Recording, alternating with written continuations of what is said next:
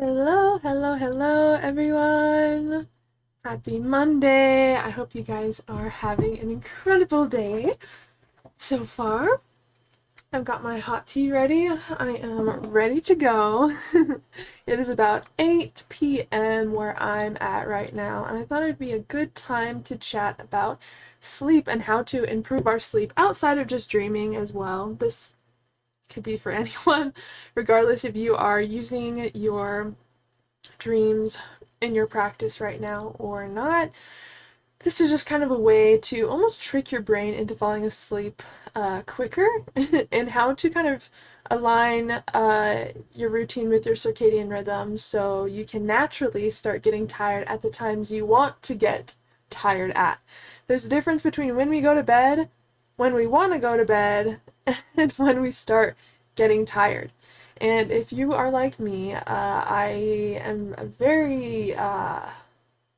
I'm a night owl, for sure.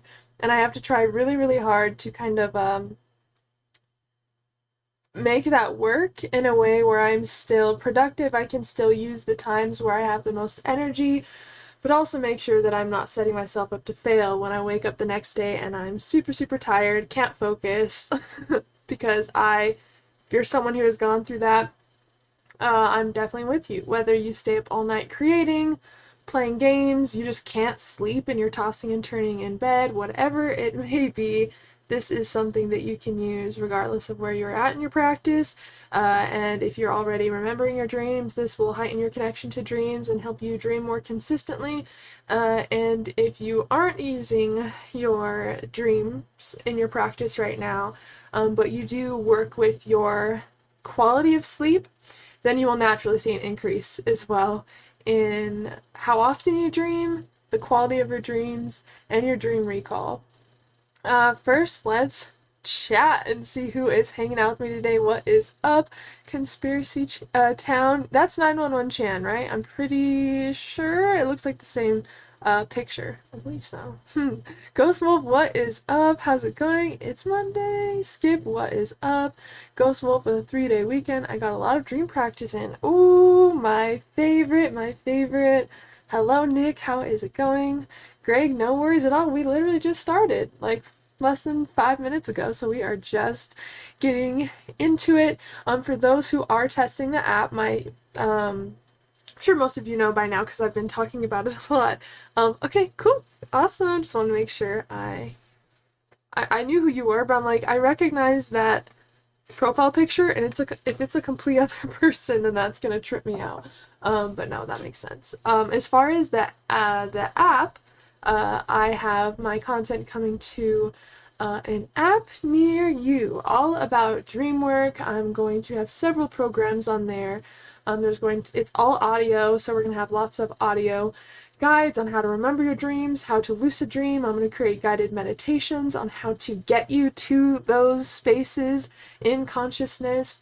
We're going to have our full 11-hour sleep music on there as a program as well.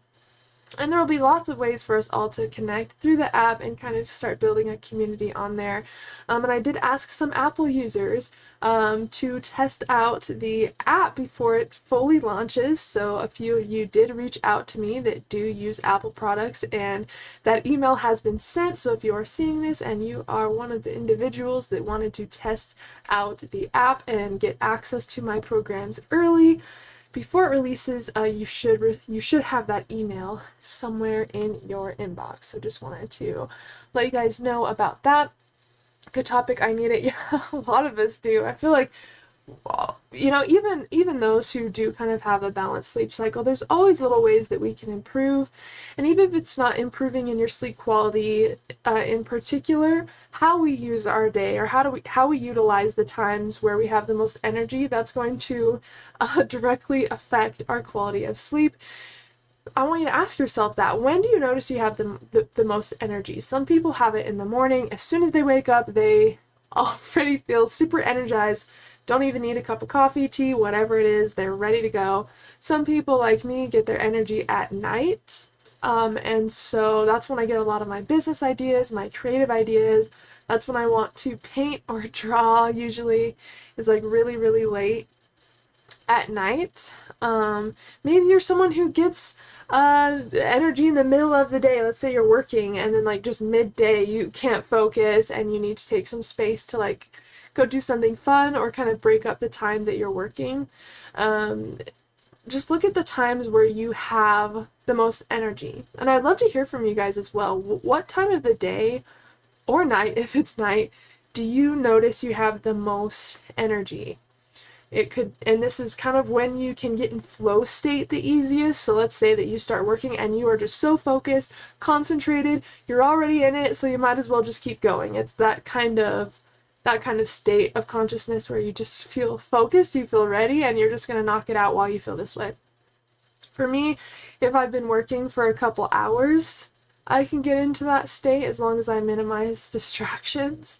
I'm someone who loves podcasts a lot. I have a podcast playing a majority of the time, but that could also cause issues as well, because if I'm trying to listen to what's being talked about, maybe I'm working slower, or I pause my work to listen, or I have to pause the podcast to finish my work, whatever it is. Sometimes that can be a conflict for me. So one of the ways where I'm utilizing the time where I have the most energy is like giving myself even just an hour of uninterrupted time where it's kind of just silent. I only have the tabs open on my computer that I'll be using, and I just kind of set myself up so I'll more than likely not enter flow state. We can actually initiate or induce flow state. We don't have to wait for it to happen. It's just about knowing when you have the most energy and you do experience the most like focus. Focus. I was gonna say focusedness. You can tell it's a little late for me. But once you know that time of day or night, whatever it is, you can kind of create your schedule around that. We never want to like bully ourselves into having a morning routine that doesn't really work for us, because we'll just fall out of it. And we're going to talk a little bit more about this, but you don't necessarily have to have this full morning routine. Again, we're going to kind of dive into that, but sometimes trying to structure a morning routine can completely throw off your natural focus and energy that you would have during specific times. So it's late afternoon for you. Okay, great. Yeah, I definitely experienced that a lot of the times. If it's not super late at night, if I'm working a little bit longer than usual, and which is usually like late afternoon, even like 6 p.m. or around, I can enter flow state then as well. But if it's not late at night, I need to already have been like working for like an hour or so in order to get into that flow state, because I can get very distracted. I can just check on things, like, oh, let me just check my Amazon order. When is it coming? Like little things that will kind of take me out of the work that I'm doing. So if you are someone that is like that, of course, I'm not going to tell myself that I can't listen to my podcast when I'm working. I just want to create a little bracket of time where it's like my power hour almost. And that's kind of helped me induce flow during different times. Psychic energy late night, also like daytime breaks. Yes, I love to take breaks midday and go on a walk with Juno. That's something that I use to kind of like recenter or refocus. Hello, Clever, what is up? So good to see you.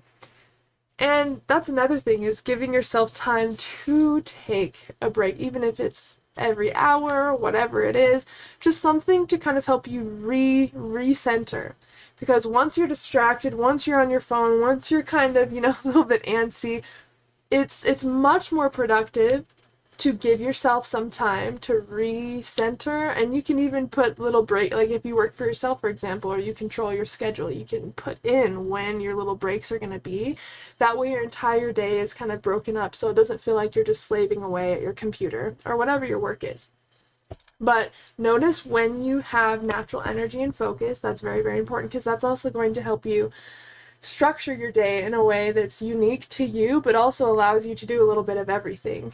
For example, dream work is important to me, right? So I want to have a little bit of time in the morning to allow myself to engage in that. spirituality or spiritual practice. This could just be meditation. This could be even breath work. Sometimes I put in that category, because when I think of like my spiritual practice, it's what helps me align energetically, and that's meditation, that's breath work, that could be yoga. And so I basically will write on a paper or whatever, or in a list, the main things that are important to me to practice every day. If it's dream work, if it's a little bit of spiritual practice, if it's just working on a specific creative or business task you've been wanting to work on, bam, those are your 3 priorities, and now your only job is finding a way to fit those in to your day where it doesn't feel forced. And as long as you spend even just like 5 minutes on something you consider a priority, your brain's already going to feel accomplished because you already did it. Doesn't mean you have to do it for an hour, 2 hours, 3 hours.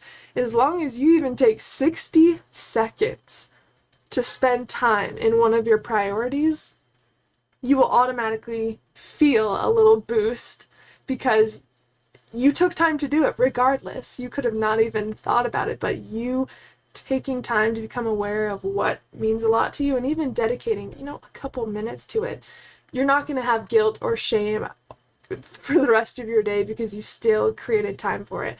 This is called floors and ceilings. I'm pretty sure you guys have heard us talk about this, but this is something that I use to kind of help me hit all of the things that are important to me without feeling overwhelmed throughout the week.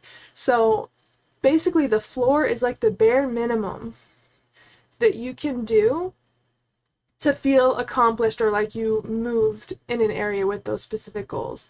Your ceilings is like the most that you would do for that thing if you had the most energy, focus, time. So let me kind of give you an example. I would choose like just 3, 4 priorities or whatever areas in your life that mean a lot to you. So we just talked about it. So dream work is one of mine, right? Creativity is another one of mine, and working in my business or doing something with my business. So let's just say that those were my 3. I would look at, let's start with dream work. I want to figure out what the floor to that priority is and the ceiling. So the floor is like, what's the minimum I can do for dream work a day to still feel like I dedicated time to dream work, but it hardly takes any effort. Because there's some days where you'll feel super sick, you can't even get out of bed, you have no energy or focus.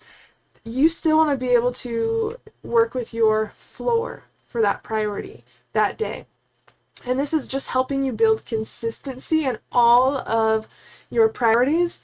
But consistency, it's a spectrum. The effort that you can put into it, you get to choose how you feel that day and how much energy you have for that thing. And so pretty much what you're just finding out is what the floor that is and what's the ceiling, the most that you could do for your dream work.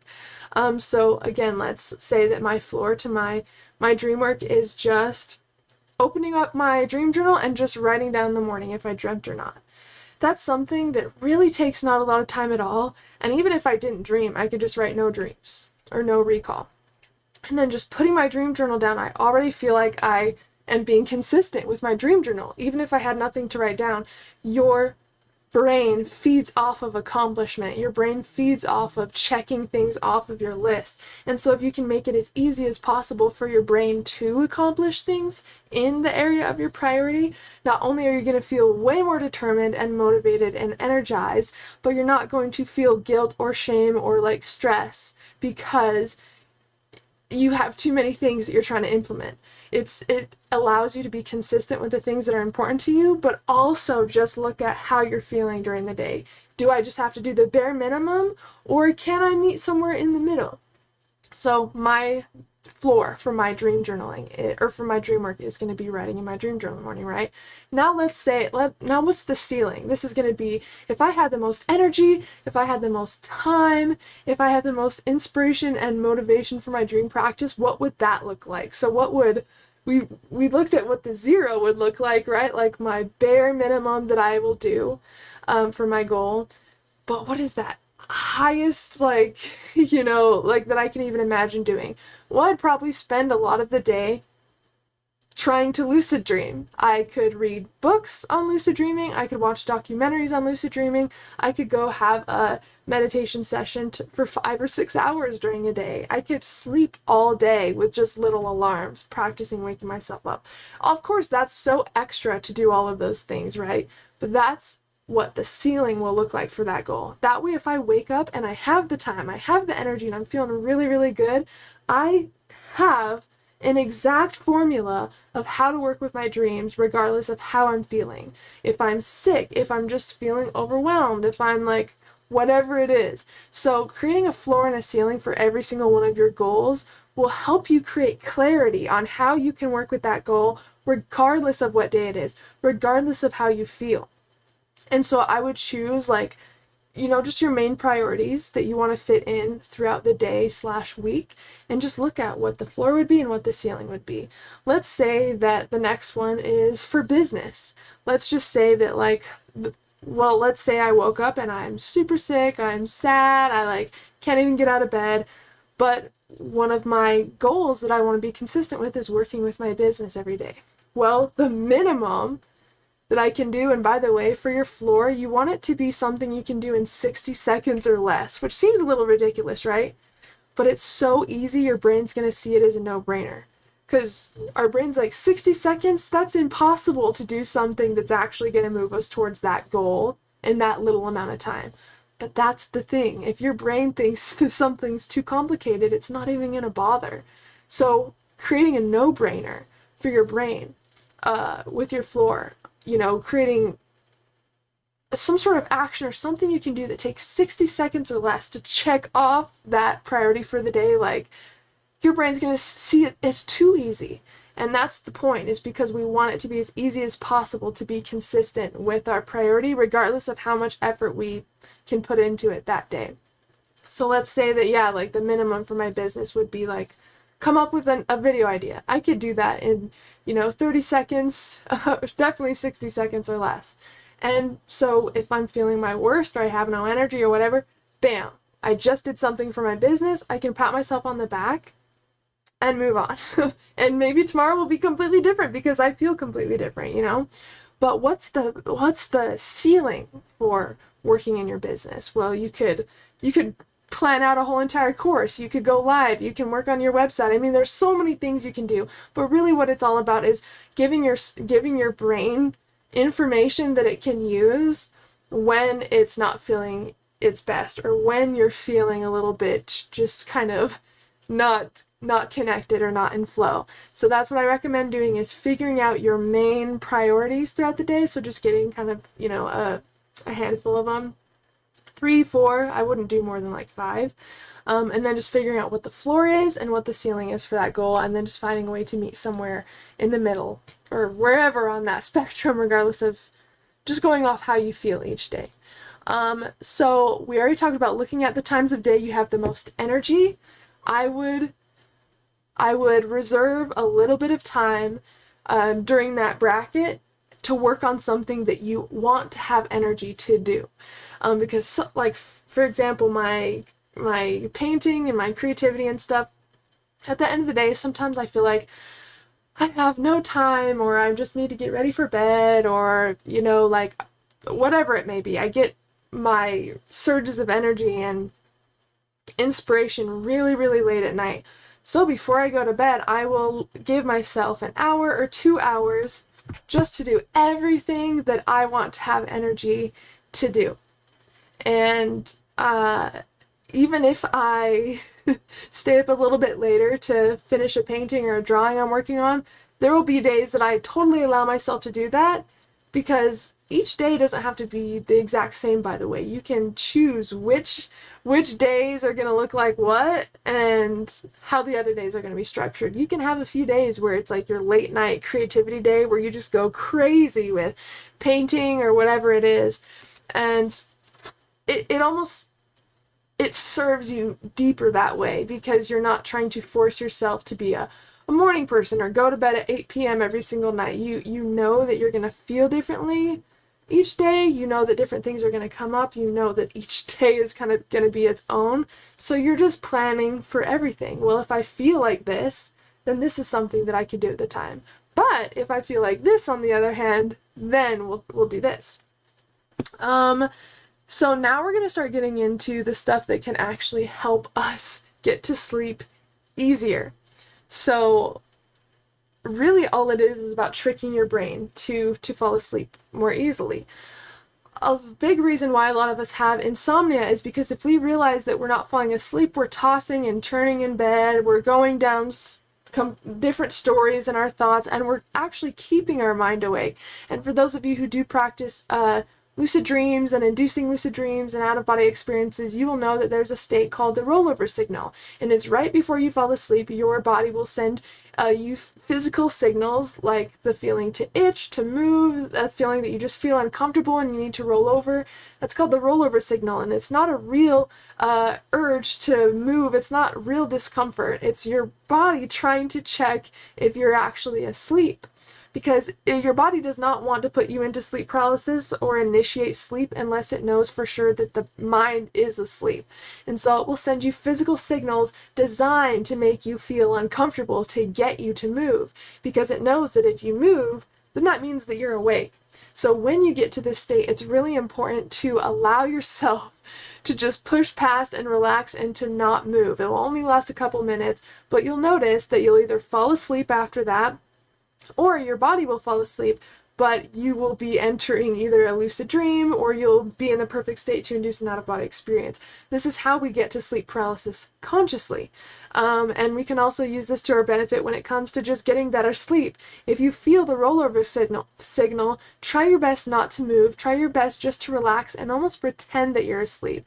This means that you don't want to breathe in super, super deeply like you normally would if you're awake. You want to allow your breath to kind of just get shallow, which happens when we're falling asleep because we don't need to take in as much air when we're sleeping. So you almost want to mimic what it would feel like if you were actually asleep, and that's going to help trick your body into thinking that you are asleep, especially if you try not to move during the rollover signal. But this is why a lot of us can feel like we have insomnia, because right when we're at the rollover signal, instead of pushing past it, we're tossing and turning and moving and then saying like, oh, I just can't sleep. And we're constantly waking our body back up right before it's actually about to naturally go to sleep. So I would practice just guiding yourself into a deep relaxation and noticing when you feel the rollover signal. And even if you've never felt it consciously before, maybe that's something you can practice. Just allowing yourself to rest and relax, hold still, find a relaxing pace with your breath until you notice you're starting to fall asleep, and you can just kind of let your body do what it wants to do at that time. But there will be a point where you have this weird uncomfortable feeling to itch or to like move, or you just are all of a sudden getting back pain or something. If it is the rollover signal, you'll notice when you move to go itch or touch, it will completely all go away. Your body's like, ooh, okay, thanks for letting us know. It's not actually, you're good. There's no need to actually itch or move or roll over, anything at all. Just wanted to see if you're awake. So if you feel that urge, you want to do your best to push past, because you will notice that it goes away after and you're actually able to get into a sleep state. Let's see, implementing deep breathing into your bedtime routine. So I do this in bed. You can do it before bed, but I found it just kind of relaxes me. It doesn't actually help me get to sleep if I don't do it in bed. What I do to help breath work get me to sleep is I will completely get ready for bed. I will get in bed and just kind of, you can lay on your back or your side. I would just lay in the position that you normally fall asleep in, that feels the most comfortable to you. And I will just breathe really slowly in and just focus my mind only on my breath. And sometimes I'll just repeat like in, out, in, out. And what you want to, the point of that is not only to initiate relaxation in the body with these deep, long breaths, but also saying in, out, as you're breathing in, out, kind of removes all thoughts from your mind, because now your brain has to focus on the breath in order to know when to say in, out in your head. So it helps you not overthink before bed. It helps recenter your mind to your breath. And in combination with the mindfulness and the deep, consistent breathing, anytime I do that in bed, that's the last thing I remember. So it definitely works. And if you think it's not working, try to see if you can breathe even slower and deeper as you're laying down.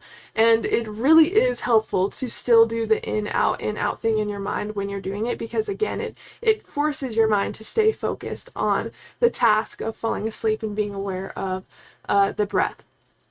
Another thing is to start getting ready an hour before you told yourself to be in bed. If you're someone like me, then you will wait until the last possible second in order to get into bed. And if I tell myself to be in bed at even just 1 a.m., maybe I'm not even starting to get to bed or get ready for bed until 1 a.m. So I've started getting ready an hour before I told myself I want to be ready for bed.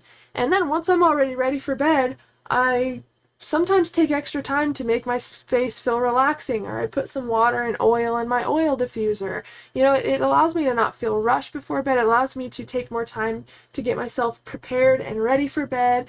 And if I'm already up and I'm already ready for bed, there's a big chance that I'm going to take some extra time to kind of make my space also feel ready for bed. And this also tells your brain, like, okay, it's time to wind down on time, because if we like look at the clock, okay, I want to be in bed by 1 a.m. and then you don't start getting ready until like 12:50 a.m., chances are your brain is not going to naturally be tired enough by the time you told yourself that you want to get in bed.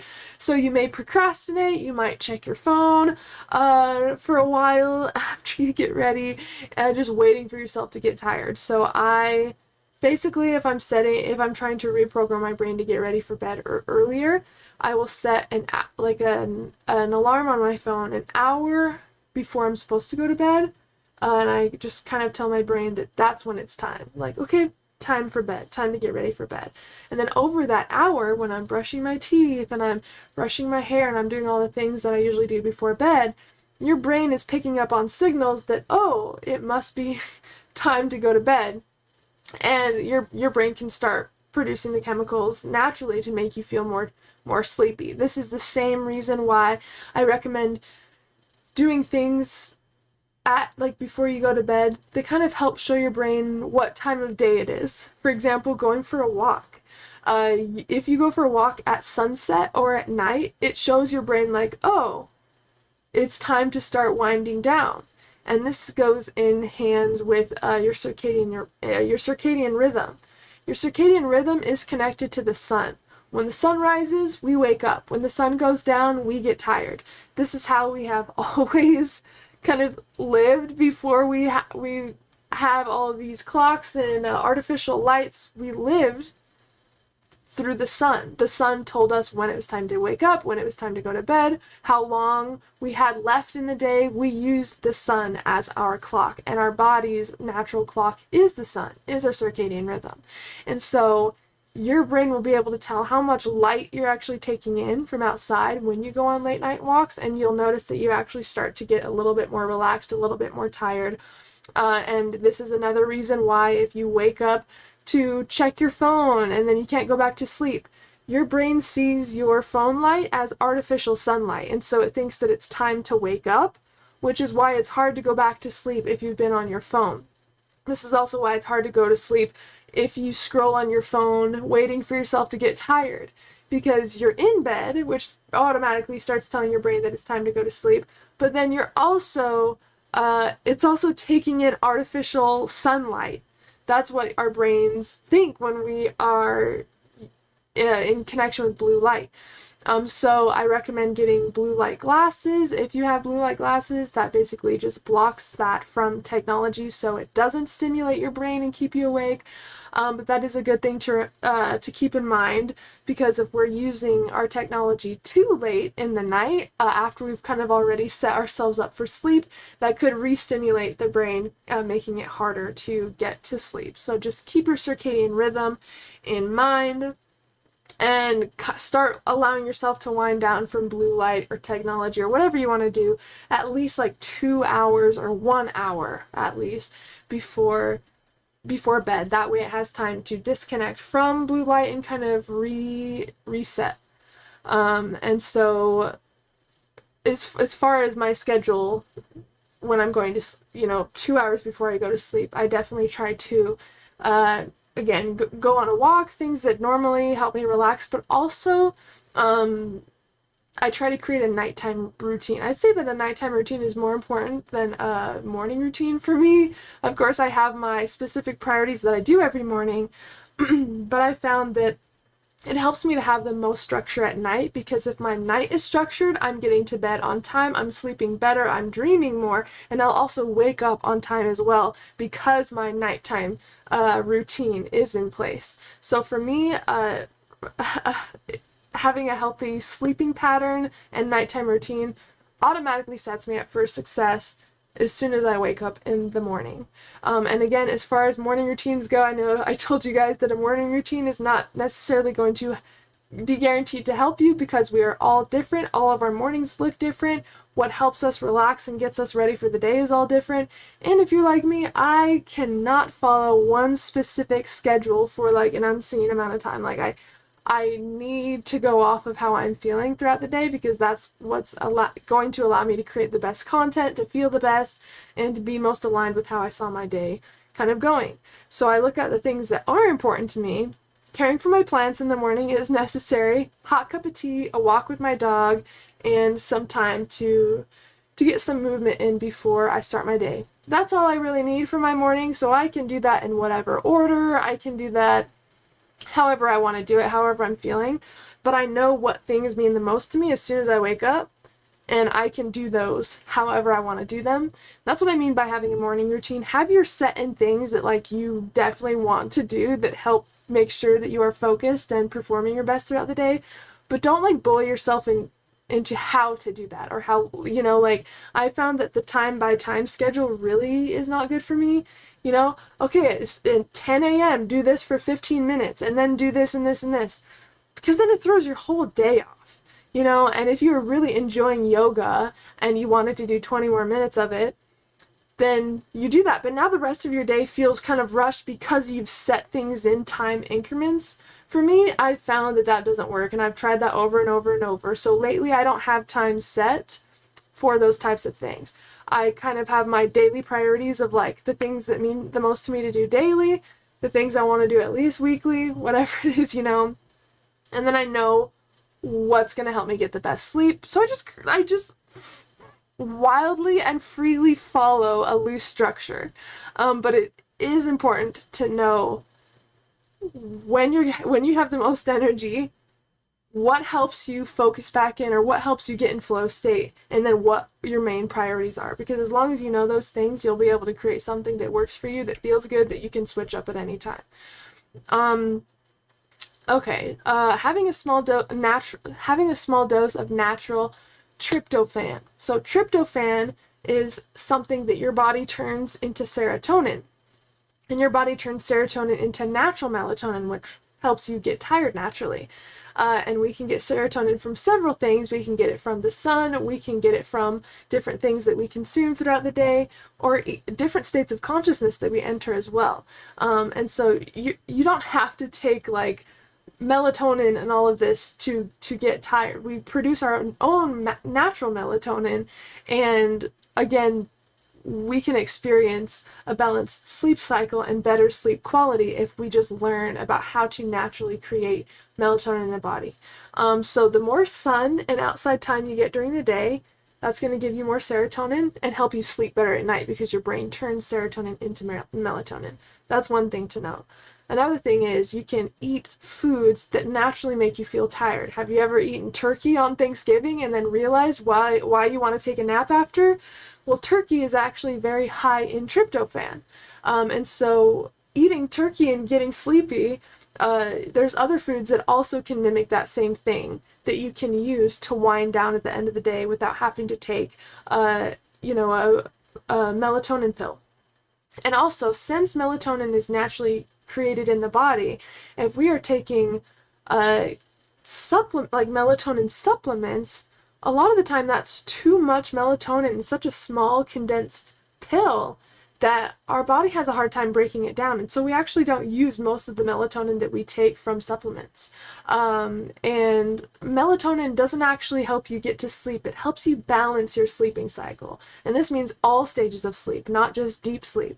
And so if it's meant to balance your sleeping cycle, but then we take too much, so now we're taking melatonin supplements on top of just our natural melatonin, the body can have a hard time breaking that down, and it can actually disrupt your sleeping cycle, so cause some erratic like wake-ups, or just, you know, periods of very light sleep. Have you ever had that type of light sleep where you can't tell if you're thinking or like halfway in a dream and you don't really feel very rested when you wake up? I've noticed that from melatonin supplements and stuff when I used to try that. So your best bet is to just create natural melatonin in the body from, again, getting more sun or serotonin during the day, or just taking food that's high in tryptophan. So we've already discussed turkey is high in tryptophan. It makes us naturally sleepy. Almonds or almond milk. I've warmed up a little bit of like a little cup of almond milk before bed, and that really helped me sleep and made me feel a lot more relaxed going to bed. So maybe try that.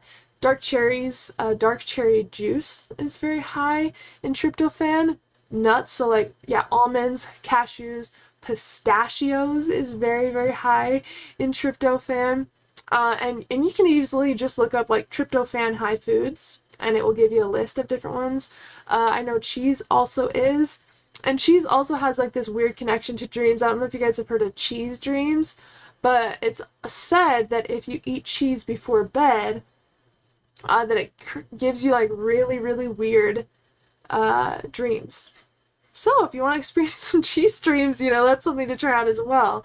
But tryptophan is something that I would recommend over melatonin supplements. And if you want to go a little bit harder on trying to get to sleep better, there are these natural supplements called valerian root. Valerian is a natural herb that has been used as a sleep aid for a very long time, and it also helps with anxiety, stress, and dream recall. So it helps, and it really works.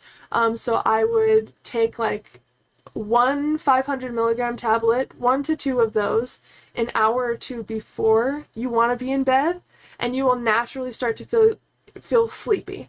And 2 tablets for me, I am knocked out all night and then I'm tired in the morning. So I'm fine with just 1, but it really just depends on your tolerance, and I would just try it out. And you can also look it up. I get mine on Amazon. I would definitely recommend reading the reviews to see how it's helped with sleep, but valerian root is something that I recommend to everyone if the other things aren't working. Another thing is background noise or white noise while you sleep. This is something that really, really helps me.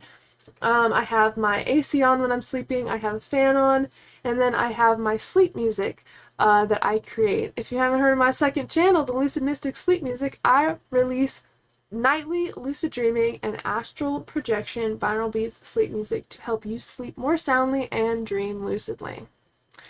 And let me tell you, I listen to it every single night, because it is the only music that like can actually help me sleep. Because I found that other sleep music, it has like piano in it or instruments like that, or it's like high pitch, or there's just unexpected notes or tones in it, or it's bright as hell and they don't do black screen. So I decided to create my own music that I can use for meditation, for focus, for my dream practices, and just for sleep. And just that consistent kind of ambient lower tone music really helps remove some of the overthinking. I can't even imagine. Can you imagine going to sleep without any music or anything in the background? No fan on, no AC, just complete silence. That doesn't feel comfy to me.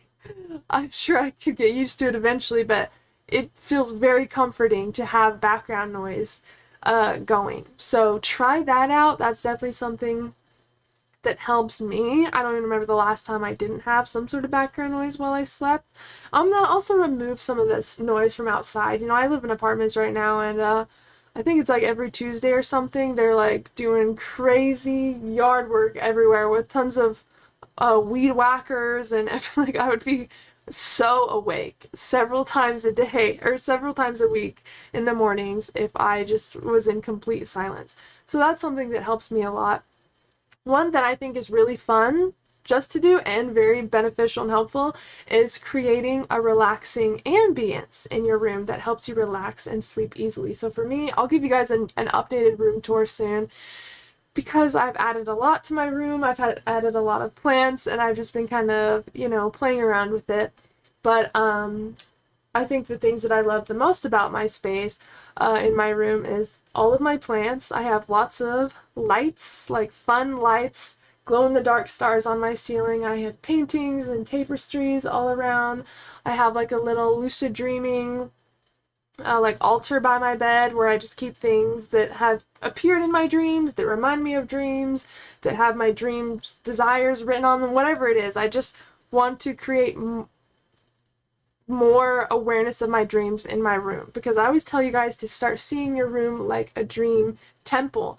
Your room is where you transition states of consciousness. It's where you get crazy profound information back from your dream states and bring it back into waking life. I mean, it's such a sacred practice, dreaming. Even sleep in itself is so mysterious and sacred, and I think that when we are entering sleep, or, you know, entering these states, we're initiating ourselves into these more powerful transcendental experiences. And so I think it's helpful to have a space that reflects the deep work that you're doing in your dream space, and also that inspires you to do that more so, you know. So I definitely just recommend creating as much relaxation and playful energy as you can in your room. Playful, very, like, really, because if you think about the dream state, it's really an extension of our inner child, you know, dreams and our imagination and creativity. And so creating a room that inspires you to dream more and gets you really excited to dream, I think makes a huge difference. And of course, you just feel safer in there, you feel relaxed in there, you know. And if you're going to keep any space clean and kind of tidy and organized, of course, like when it's laundry day, I have a hard time with that, because I feel like I have so much laundry and it takes forever to put away. But when it is put away and my space is feeling nice, and I have my oil diffusers going in my room, and I have all my grow lights on for my plants, everything just feels so delicious, and I just want to sit and just like look at everything and just be in there. That's how you want your room to feel. You want to be pulled towards it. You want to be magnetized to your room. You want to spend more time in there, because if you are pulled to be in your room more, you could tell that you're going to drop a lot deeper in different states of consciousness because you feel relaxed. You can tell how relaxed your room makes you feel. If it's something that you're like, I can't even be in here. It is so stressful. I'm tripping on clothes. I just need to get out. It's going to be harder for you to sink so deep in your techniques that you can just easily induce an out-of-body experience or a lucid dream. Even though you can, energy is very important when you do this work, because even when we're practicing out-of-body experiences, you're using your energy body. So energy is a huge thing with doing this type of work, because it kind of reflects the experience you're going to have. Like if my room is too just overwhelming and crowded, I notice that my out-of-body experiences, I move slower. Things are more like sludgier. I don't know how to describe it. Things just like don't flow super smoothly. And I've noticed it reflects how I feel. It's not necessarily how my room is, right? It's how I feel about my room. So if I feel stressed about my room, if I feel overwhelmed, or, you know, whatever, then that's what affects my experience. It's not necessarily like, oh, you have clothes on your floor, so like your astral body can't walk around your room. It's not like as literal as that. It's however you feel about your room. So maybe your room is super messy, but you love it. You want to be in there all the time. You don't want to change a thing about your room. You love every single place clothes are placed on your floor.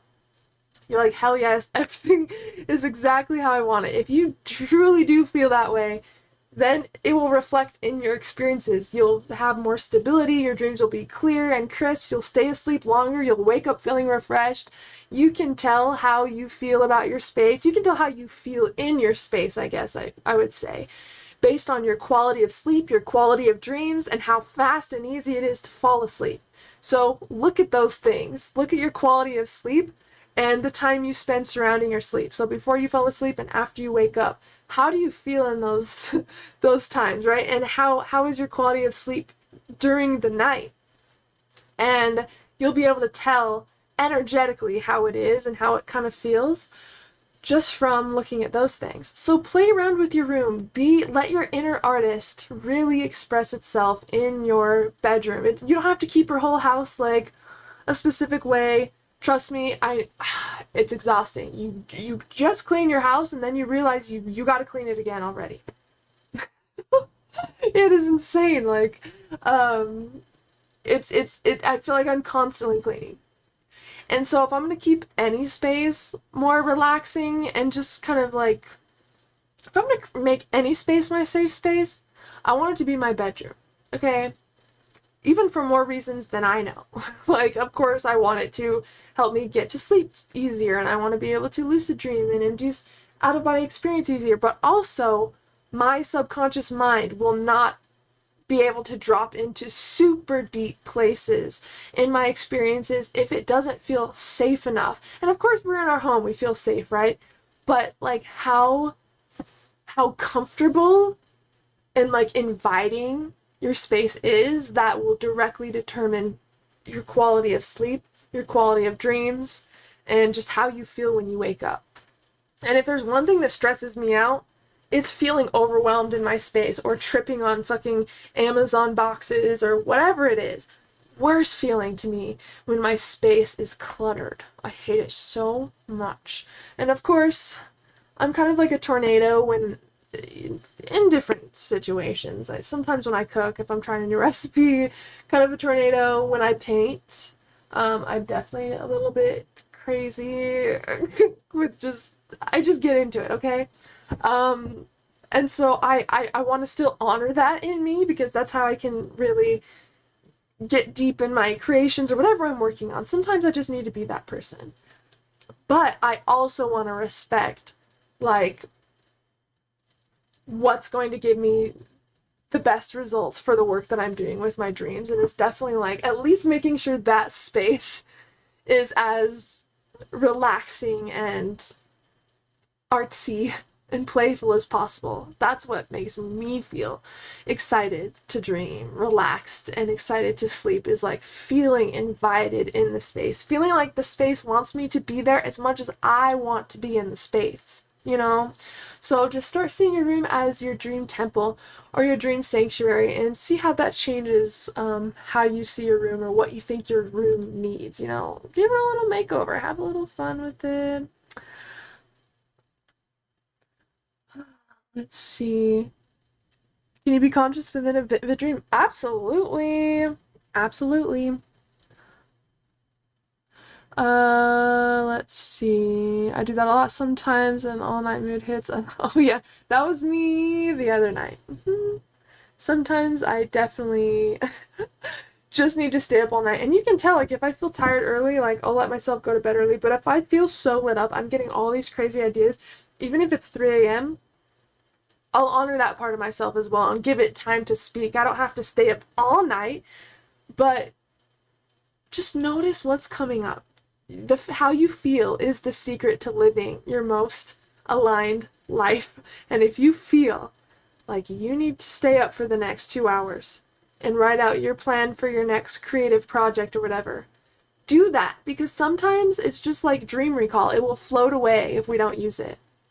And all these, like, all the most beautiful inventions and creations started from just a little tiny idea. And if we don't capture those ideas when they come up, they'll just float away and they'll go to someone else. And that's how we can realize, oh my God, that person came out with the exact book that I have been thinking about writing. I don't think ideas are ours to gatekeep. I think they just, like, I think it's the universe expressing itself and using different forms of consciousness to allow different things to be kind of fulfilled or manifested. And I believe that we should work with and use the creative ideas and inspirations that flow through us, because that it's coming through us for a reason. It comes to us, but it's our job to allow the idea to flow through us. And sometimes that's going to be at 4 in the morning. sometimes it won't be. But, you know, every day is different, and we don't need to shame ourselves or feel guilty because we're doing things differently today than we did yesterday.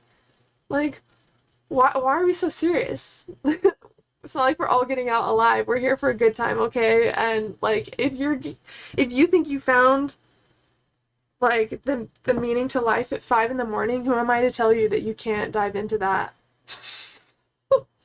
Like, I think we need to give ourselves more space to just, like, be how we are. And I think creating safety and acceptance in the ways that our soul wants to express ourselves, it will allow more to come up. We'll be able to create more. We will notice more. We'll be more intuitively connected because we've gotten used to being curious about what comes up instead of being like, no, every day must be the same. Like, what type of life is that? You know what I mean?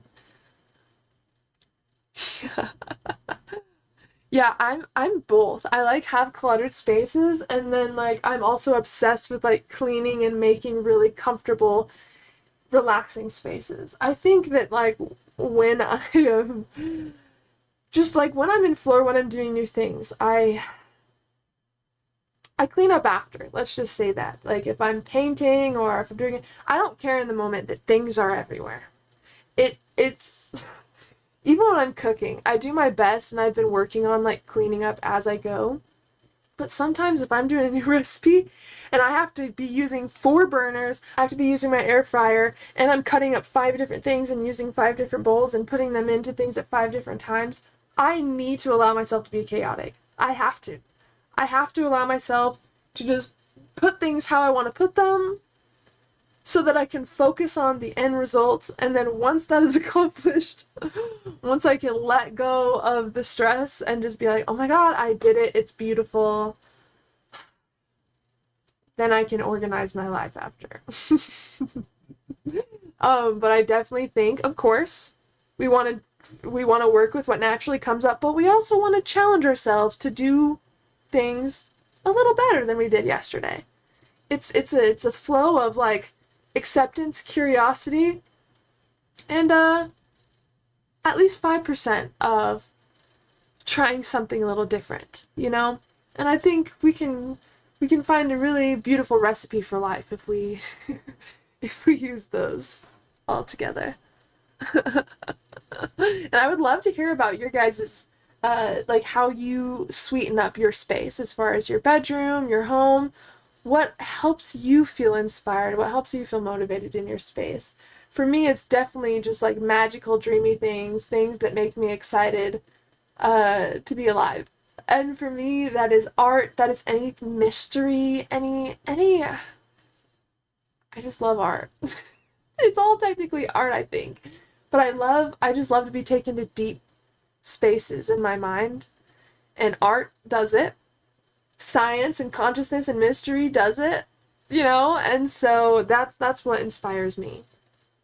Basically for everything. How do you make a lucid dream more intense and realistic? So you want to get in the habit of, like, for at least me, like, doing some sort of, like, mindfulness meditation practice before bed. I found that the more mindful I can be right before I close my eyes and fall asleep translates into how mindful and aware I am in my dreams. So the awareness that we have within waking life kind of translates into more awareness within the dream state. As far as how you do your reality checks as well, you want to practice making this moment more lucid and realistic. And that will translate to your dreams as well. How we dream is a reflection of how we are living or perceiving in waking life. So if we are so used to living on autopilot in waking life, we'll kind of dream in that same way.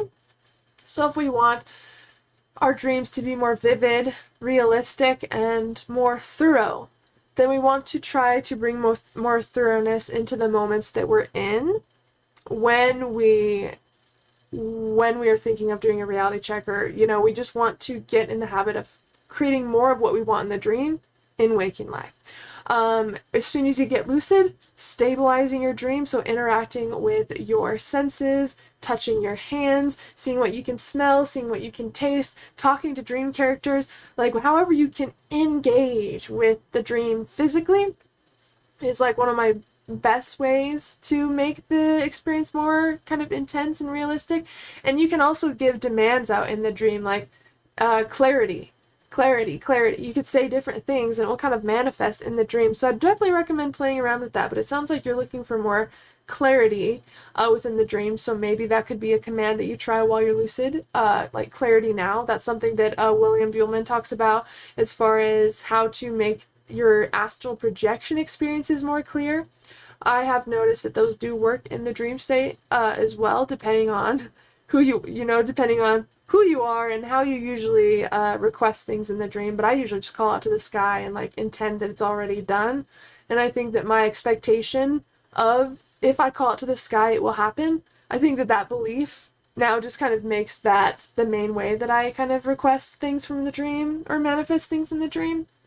So it's a combination of building awareness, creating more lucidity in the moments that you're awake, and when you're dreaming, finding new ways to engage with the dream, finding new ways to play around with the construct of the dream, and also using affirmation out in the dream. Like, while I'm dreaming, I will affirm over and over that I know I'm lucid dreaming. Like, I am lucid dreaming. I am lucid dreaming. Or I know I am dreaming right now. I know I am dreaming right now. That will help you remember as you're in the dream that you're dreaming. But also, if you're saying it over and over, it's almost like echoing in your subconscious. So if you do lose lucidity or you do forget you're dreaming, there is a chance that you will get lucid again because you were spending so much time like repeating that phrase when you were dreaming, that there is a chance that that knowingness will kind of just come back. But it really is down to how you interact with the dream. So Greg, I would definitely try new ways to interact with the dream. And again, go back to that Lucid Dreaming Challenge series as well. Like maybe I'll make some new challenges as far as that series goes, because I had a challenge on like creating fire, like we're so used to just like stabilizing the dream and like trying to will ourselves to create a different environment in our dreams. But how often do you actually practice building your willpower and like your control and influence over the dream? Like, you can practice willingly trying to fly, creating fire in the palm of your hand, closing your eyes and willing yourself to appear in a new area. There's so many ways that we can build control and intensity in the dreams, and it really just comes down to exploring the dream in new ways and playing around with the construct of the dream. It's so interesting how real and vivid it seems, right? But then all it takes is one little thought or intention to completely change the dream. Just messing with the dream almost. Finding out how it works and how you can change it, and interesting new ways that you've come up with to stabilize the dream, for example, or to change locations. It should be very creative and fun. You should be like your own little scientist when it comes to using the lucid dream and just kind of learning about how it works. I would definitely run your own experiments, and we'll have to talk about that because that is something that I love doing, and that's why I created the Lucid Dream Challenge series.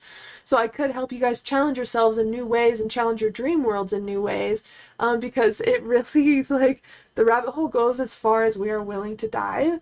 And I think it's so interesting how literally just the construct, the makeup of a dream, it's so interesting to play around with it and see how it works, what doesn't work, and a lot of it, almost all of it, depends on our intentions, our expectations, our beliefs about what's possible in the dream. So if something isn't possible in your lucid dreams, or you've had issues making something happen within your lucid dreams, maybe try playing with your beliefs about that thing and seeing how that actually changes your results. There is someone that was telling me that they believe it's really hard to fly in their dreams, and they just believed everyone struggled with it. They said that they don't even try to really fly in their lucid dreams because they just know that it won't really work. And I was interested by that, and they told an experience where they got lucid and they tried to fly out of a window or something, and all of the dream characters saw him and they just started piling on him. They were grabbing his legs and basically trying to weigh him down to the ground. And it's interesting because the only reason the dream characters did that is because of his underlying belief that it's difficult to fly in dreams, or if he does try, something's going to stop him. So that belief kind of reflected in the experience that he had. And so we kind of worked together on creating a different belief. And again, once you have such a strong belief of like, oh, my brain believes it's impossible to fly in my dream or something, you got to find ways to break it down slowly. So I was like, okay, why don't you practice this belief with your brain? That it's very hard to fly in my lucid dreams unless I do it this way. You're now breaking down this heavy belief and allowing more possibility to shine through in this belief. So he started convincing his brain, like, okay, it's very hard to fly in my dreams unless I am touching grass.